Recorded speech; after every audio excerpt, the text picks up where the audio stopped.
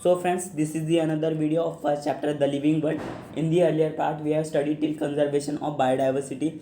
In this part, we will start learning from 1.4 museums. So museums are the place where collection of preserved plants and animal specimens are kept. Plants and animal specimens may be preserved in formalin 10% to 40% formaldehyde in a transparent jars. Jars are labeled. Larger animals like birds and mammals are usually stuffed and preserved.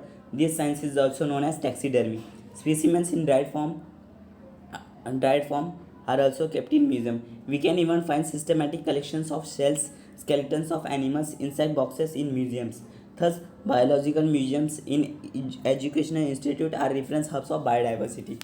So, what is actually the museum is? The place where specimens of plants and animals are kept preserved are called as the museums. The preserved plants and animals are stored in a solution called as the formalin 10% to 40% formaldehyde, and they are stored in a transparent jar so we can see them clearly. Larger animals like birds and mammals are also preserved. This science is also known as the taxidermy. Dried specimens of plants and animals are also stored in museums, and we can even find the systematic collections of shells, skeletons of animals including skeletons of human and skeletons of other organism and insect also in the museums. Thus, biological museum are considered as a reference hub for the study of biodiversity. Next is the zoological parks. 1.5 zoological parks. Zoological park, generally known as zoo, is a place of interest for common man. In a zoo, while animals are kept in a captivity, they are protected and care is taken to provide conditions similar to their natural habitat. Example, situ. In a zoo, a naturalist can study food habits and behavior of animals. Flora, manuals, monographs, and catalog are some other tools of maintaining biodiversity records. Flora is the plant life occurring in a particular area on time. A monograph describes any one selected biological group, whereas manual provide information keys about identification of species found in a particular area. So, zoological park. Zoological park are generally known as the zoo. It is the best place for the common man to study about the biodiversity. The animals are protected and the care is also taken to provide them habitat as they want. The other tools for maintaining the biodiversity are flora, manuals, monographs, and catalog. Flora is the plant life occurring in a particular area. A monograph can be described as one selected biological group, and whereas manual provides information key about identification of the species in a particular area. Next is the biodiversity parks. 1.6 biodiversity parks. It is an ecological assemblage of the species that form self-sustaining communities on degraded barren landscape. Example, Late Uttamrao Patil Biodiversity Park, Guregar, Mahabaleshwar. This park is the best model for conservation of the natural heritage in urban landscape.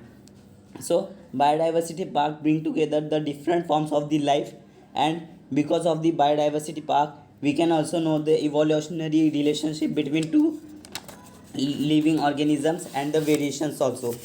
And for the best example of the biodiversity park is Late Uttaram Patil Biodiversity Park at Guregar in Mahabaleshwar. This is the best model for conservation of natural heritage in urban landscape. So come to the next page. Systematic classification of living organism is helpful in understanding the interrelation. In order to understand the interrelation between organisms and maintain the harmony on planet Earth, study of biodiversity is a must. So, systematic classification of living organism is very helpful for understanding the interrelationship between two organisms. For understanding the interrelationship between one living being and other living being, the study of biodiversity is must, and for the harmony of the planet Earth also. Let's know about the scientist Dr. S.P. Agarkar. One of the leading botanists of India, Dr. S.P. Agarkar was born in November 1884 in Malvan, Maharashtra. He explored biodiversity of Western Ghats, where he came across a species of freshwater jellyfish which was until then only to be found in Africa. These finds were published in Scientific Journal Nature in 1912. Dr. Anand Dale, the superintendent of the Indian Museum in Kolkata, helped Dr. Agarkar in his further endeavors to collect, preserve, and conduct microscopic examination of animal and plant specimens. This institute, ARI, at Pune, has been named after his name. So, one of the leading botanists of India is Dr. S.P. Agarkar. He was born in November 1884 in Malvan in Maharashtra.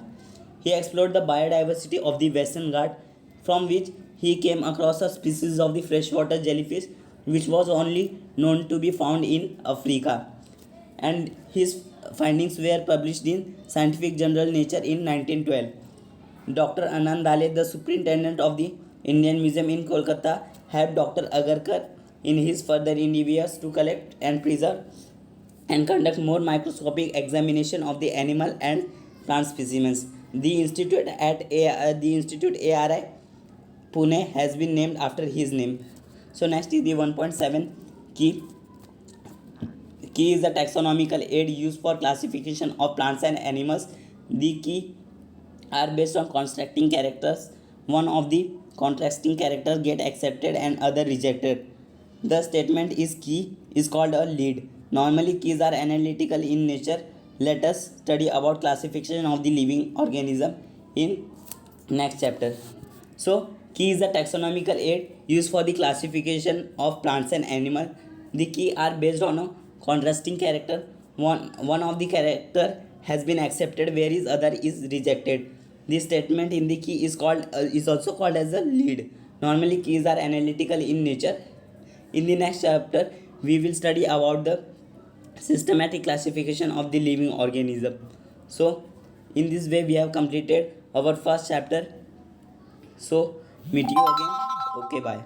Until then, keep learning, keep growing your knowledge.